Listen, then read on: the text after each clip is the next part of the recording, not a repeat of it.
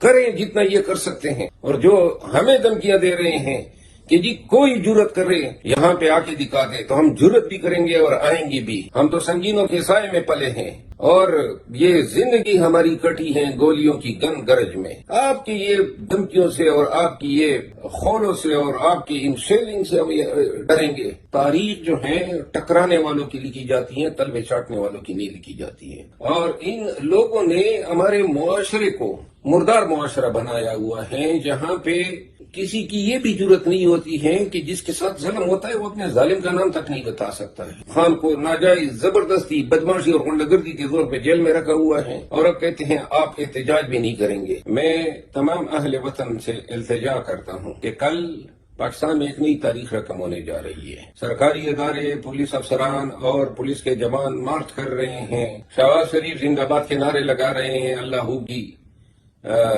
نعرے لگا رہے ہیں، یہ بتانے کی کوشش کر رہے ہیں کہ شاید ان کے اس اجتماع کو دیکھ کے پاکستانی ڈر جائیں۔ پاکستانیوں زندگی شروع ہی وہاں سے ہوتی ہے جہاں خوف ختم ہوتا ہے، اور ان لوگوں نے ہمارے معاشرے کو مردار معاشرہ بنایا ہوا ہے، جہاں پہ کسی کی یہ بھی جرت نہیں ہوتی ہے کہ جس کے ساتھ ظلم ہوتا ہے وہ اپنے ظالم کا نام تک نہیں بتا سکتا ہے۔ یاد رکھو، تاریخ جو ہے ٹکرانے والوں کی لکھی جاتی ہے، تلوے چاٹنے والوں کی نہیں لکھی جاتی ہے۔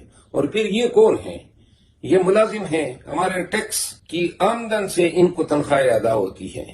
ان کا جو مکروہ کردار 2-2.5 سالوں میں آپ نے دیکھا، تمام یہ الیکشن کمیشن آف پاکستان، یہ ریٹرننگ آفیسرز، یہ تمام ادارے مل کے انہوں نے پاکستانی عوام کا مینڈیٹ چوری کیا۔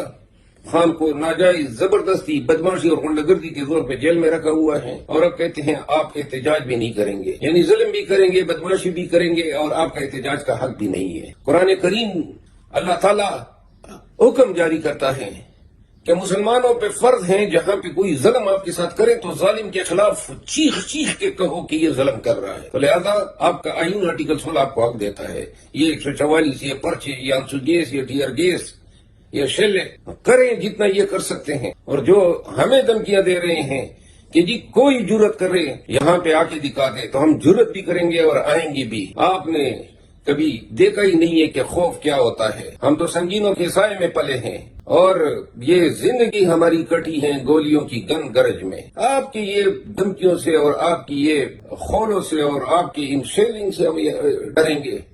پاکستانیوں جرت کے ساتھ آؤ، پوری استقامت کے ساتھ آؤ، اس بیان کو پھیلا دو، تمام پاکستانیوں نے نکلنا ہے، اور ہم نے قانون اور آئین کے دائرے میں رہتے ہوئے اپنے احتجاج کا حق ایکسرسائز کرنا ہے۔ آج اگر ہم اپنے حقوق سے ان کے ڈر کی وجہ سے دستبردار ہوں گے تو یاد رکھو یہ ہمیں دائمی غلام بنا دیں گے۔ اپنے حق سے نہ دستبردار ہوں گے، خان کو رہا کروا کر ہی دم لیں گے، دھرنا دیں گے، اور دھرنا تب تک جاری رہے گا جب تک خان رہا نہیں ہوتا ہے۔